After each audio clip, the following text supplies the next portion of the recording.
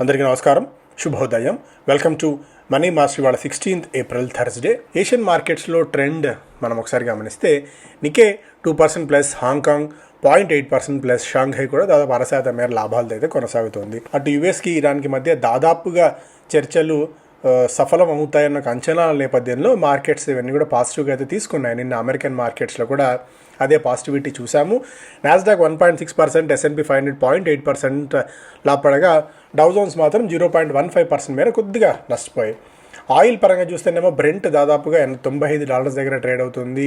Gold $4,850 దగ్గర trade అవుతుంది. Silver $80 పైనే ట్రేడ్ అవుతుంది. Iran war very close to over, Trump says and the stock market is going to boom అన్నట్టుగా ఆయన అయితే చెప్తున్నారు. కాకపోతే హర్ముజ్ జలసంధిలో పూర్తి స్థాయిలో వీళ్ళు కట్టుదిట్టం చేసిన తరుణంలో అవసరం అనుకుంటే తమ మీద మరీ ప్రతాపం చూపిస్తే అక్కడ అక్కడ స్థావరం ఏర్పాటు చేసిన నౌకలను కూడా యుఎస్ నేవీకి చెందిన వాటిని కూడా ధ్వంసం చేస్తామని ఇరాన్ చెప్తూ ఉన్నాం. ఇలా రకరకాల వార్తలు అయితే వస్తున్నాయి.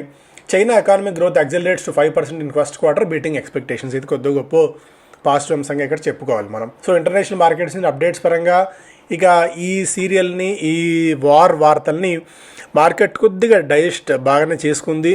అండ్ అంటిల్ అన్లెస్ ఏదైనా major differences or major ramifications ఉంటే తప్ప మార్కెట్ దీన్ని సీరియస్గా తీసుకోవడం అయితే యాజ్ ఆఫ్ నో లేదు. బ్రెంట్ కూడా పెద్దగా కదలట్లేదు, అదే స్థాయిల దగ్గర ట్రేడ్ అవుతూ వస్తుంది. స్టాక్స్ పరంగా చూస్తే ఇవాళ Wipro, Angel one, HDB finance, clean max, M&M ఇలాంటి ఈ స్టాక్స్లో మనం కొద్దిగా గొప్ప యాక్టివిటీ గమనించవచ్చు. HDB financial services results post చేసింది. బాటమ్ లైన్ దాదాపు 41% మేర ప్రాఫిట్స్లో జంప్ చూసాం. 750 కోట్ల రూపాయల నికర లాభాలని కంపెనీ అయితే అనౌన్స్ చేసింది. ₹2 డివిడెండ్ కూడా కంపెనీ అనౌన్స్ చేసింది. ఇవాళ Wipro, HDFC life, HDFC AMC, Angel One లాంటి స్టాక్స్ రిజల్ట్స్ అనౌన్స్ చేయబోతున్న కంపెనీల జాబితాలో ఉన్నాయి. CG పవర్కి చెందిన subsidiary company Axiro semiconductor Japan based Empower partners ఒప్పందం కుదుర్చుకుంది. Invested in Japanese fabless semiconductor company Edge కార్టిక్స్లో. ముతూట్ ఫైనాన్స్ ఇన్సూరెన్స్ డిస్ట్రిబ్యూషన్ బిజినెస్లోకి అడుగు పెట్టబోతోంది, life and general ఇన్సూరెన్స్లోకి.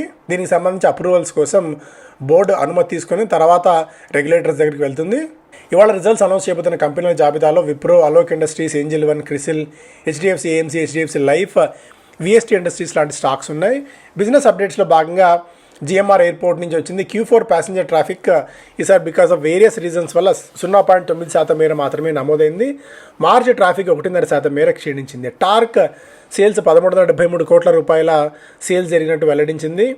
All cargo terminals తన టోటల్ వాల్యూమ్స్ 2% మేర పెరిగినట్టు వెల్లడించింది. ఇంతకుముందు కూడా మాట్లాడుకున్నాం. హెచ్డిబి ఫైనాన్షియల్ రెవెన్యూ 22% మేర పెరిగింది. ప్రాఫిట్స్లో 42% మేర జంప్ చూసాం. ICICI లాంబార్డ్ నెట్ ప్రీమియం 11% మేర పెరిగి ప్రాఫిట్స్లో 7% మేర వృద్ధి నమోదైంది. అలాగే ₹7 మధ్యంతర డివిడెండ్ అని కంపెనీ అనౌన్స్ చేసింది. తేజస్ నెట్వర్క్స్ రెవెన్యూ 83% మేర క్షీణించింది. లాస్ 72 కోట్ల నుంచి 211 కోట్ల రూపాయలకి లాస్ కూడా పెరగడం కూడా మనం అబ్జర్వ్ చేయాల్సిన అంశం.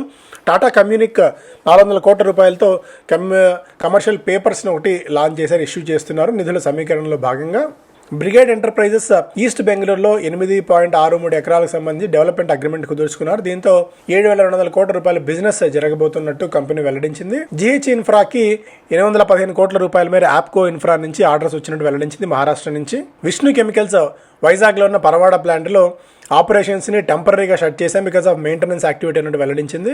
జాన్ కాకరిల్కి JSW స్టీల్ కోటెడ్ ప్రోడక్ట్స్ నుంచి 300 కోట్ల రూపాయల మేర ఆర్డర్స్ వచ్చినట్టు వెల్లడించింది. అలాగే 63 మూన్స్ టెక్నాలజీస్ వాళ్ళ ప్లాట్ఫామ్ రెవెన్యూ 24 రెట్లు పెరిగినట్టు కంపెనీ వెల్లడించడం కూడా ఇక్కడ మనం అబ్జర్వ్ చేయాల్సిన అంశం. ఇక ఎకనామిక్ టైమ్స్లో India May seek bids for small nuclear reactors soon.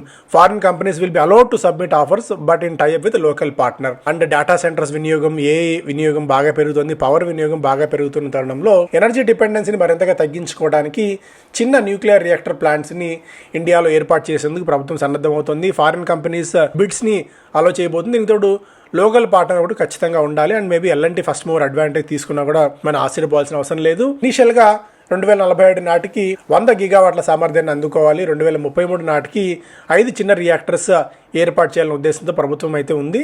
Apple India vendor storm China with 2.5 billion export. Wholesale inflation 38 నెలల గరిష్ట స్థాయికి చేరి 3.9% నమోదైంది. ఇది ఒక్కటే కొద్దిగా వరింగ్ ఫ్యాక్టర్. మార్క్ మొబియస్ గారు ఇన్వెస్టింగ్ పైనీర్, ఎమర్జింగ్ మార్కెట్స్లో పైనీర్ అయిన మార్క్ మొబియస్ గారు 89 సంవత్సరాల్లో ఆయన మరణించారు. ఒక బాల్డ్ ఈగల్గా ఆయనకు పేరు. ఎస్పెషల్లీ ఇండియా అండ్ ఈ కాంటినెంట్స్లో Africa, Asia, eastern Europe, Latin అమెరికాలో భారీ ఎత్తున ఆపర్చునిటీస్ వినియోగించి పెట్టుబడులు పెట్టారు. Wedding season and jewellery stocks to the jig. ఇప్పటికే లాస్ట్ 1 yearలో చూస్తే టైటాన్ 38% మేర పెరిగింది, పిఎన్ గాడ్గిల్ 20% మేర పెరగగా, కళ్యాణ్ జ్యువెలర్స్ 13% మేర, సెన్కో గోల్డ్ 3.5% మేర నెగిటివ్ రిటర్న్స్ ఇచ్చింది. కాకపోతే నెల రోజుల కాలంలోనే 12 నుంచి 22% మేర ఈ జ్యువెలరీ స్టాక్స్ అని కూడా మంచిగా పెరగడం అయితే మనం చూస్తున్నాము. ఈసారి వెడ్డింగ్ సీజన్ కూడా ఉంది.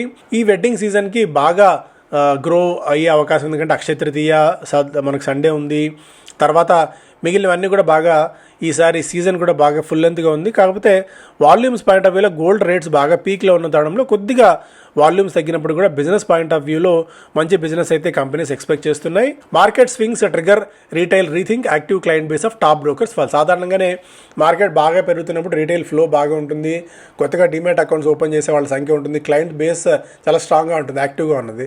మార్కెట్స్ గత కొద్దిగా వీక్గా అవుతున్న తరుణంలో జియో పొలిటికల్ టెన్షన్స్ ఒకటి, రకరకాల కారణాల వల్ల యాక్టివ్ క్లయింట్ బేస్ తగ్గుతుంది అనేది కూడా ఒక అప్డేట్. ఇది పెద్దగా మనం డిస్కస్ చేసుకోవాల్సిన పనిలేదు. సాధారణంగానే ఈ గ్రో, ఏంజిల్ వన్లో ఇలాంటి స్టాక్స్లో ఇన్వెస్ట్ చేసే ముందు మార్కెట్ మొమెంటం బట్టే ఈ స్టాక్స్ కూడా ప్లే చేస్తారని మనం ప్రత్యేకించి చెప్పుకోవాల్సిన పని లేదు. City domestic gas companies redraw చేస్తున్న వాళ్ళ ప్లేబుక్ని డొమెస్టిక్గా పిఎన్జి సెగ్మెంట్ మరింత పటిష్టం చేయడానికి కంపెనీ ప్రయత్నాలు చేస్తుంది. పర్ డే రికార్డు స్థాయిలో 12,000 కొత్త కనెక్షన్స్ని పిఎన్జి కంపెనీస్ అయితే ఇస్తున్నాయి. ఎల్పిజి షార్టేజ్ కారణంగా ఒక్కసారిగా ప్లాన్ అండ్ డ్రాయింగ్ మొత్తం మారిపోబోతోంది. వాస్తవానికి ఇది ఒక మనకు మంచిదే. ఎల్పిజి మీద డిపెండ్ అవ్వకుండా పిఎన్జి మీద డిపెండ్ కనుక అయినట్టయితే మనకు మరింత అడ్వాంటేజ్ అయితే ఉంది. సో బీపీసీఎల్ దాదాపుగా 1,700 కోట్ల రూపాయల మేర ఈ బిజినెస్లో ఇన్వెస్ట్ చేయబోతుంది. గ్యాస్ సంబంధించిన నెట్వర్క్ని మరింతగా బిల్డ్ చేసుకునేందుకు. మేబీ రాబోయే రోజుల్లో మహానగర్ గ్యాస్ కానివ్వండి, బీపీసీఎల్ కానివ్వండి, ఈ గుజరాత్ గ్యాస్ ఈ సెగ్మెంట్లో ఉన్నవి, పైప్డ్ గ్యాస్ సెగ్మెంట్లో ఉన్న స్టాక్స్ లాభపడే అవకాశం ఉంది. కాకపోతే ఇనిషియల్గా క్యాపెక్స్ అయితే బాగా ఎక్కువ ఉండబోతోంది. Doctor Reddy's gets not roll out generic oral semaglutide drug. Steel maker set to profit surge in March క్వార్టర్లో ఈ స్టీల్ మేకింగ్ కంపెనీస్ ఒకసారి బెనిఫిట్ తీసుకొచ్చి మనం గత కొద్దిగా నుంచి అయితే మాట్లాడుతూనే ఉన్నాం. SAIL likely to top growth charts అన్నట్టుగా కూడా అనలిస్ట్ కమ్యూనిటీ అయితే చెప్తోంది. Delhi's EV charging infra registers record expansion, total charging points 10,000 మార్కుని దాటాయని చెప్పి వివిధ బ్రోకింగ్ కంపెనీస్ ఈ రిజల్ట్స్ తర్వాత అలాగే వాళ్ళ వ్యూస్ ఇక్కడ చూస్తే జెఫ్రీస్ సిమెంట్ సెక్టార్ మీద ఒక వ్యూ ఇచ్చింది. కాస్ట్ ప్రెషర్స్ 450 నుంచి 500 రూపాయల టన్నుకి అయితే పెరగబోతున్నాయి. బికాస్ ఫ్యూయల్ అండ్ ప్యాకేజింగ్ కాస్ట్లు మరింతగా పెరిగాయని చెప్పి, ఒకవేళ ధరలు బ్యాక్ 25 రూపాయల చొప్పున పెంచితే ఈ ఇన్ఫ్లేషన్ని కట్టడయ్యే అవకాశం ఉంటుంది అని చెప్పి చెప్తోంది. హిందుస్థాన్ ఏరోనాటిక్స్ మీద బై రేటింగ్ ఇస్తూ 5,560 రూపాయల టార్గెట్ ప్రైస్ ఇస్తున్నారు. అలాగే bank of America buy rating ఇస్తూనే తన టార్గెట్ ప్రైస్ ని 1,540 రూపాయలకి పెంచారు. హెచ్డిబి ఫైనాన్షియల్ సర్వీసెస్ మీద జెఫ్రీ బై రేటింగ్ ఇస్తూ టార్గెట్ ప్రైస్ ని 845కి తగ్గించింది.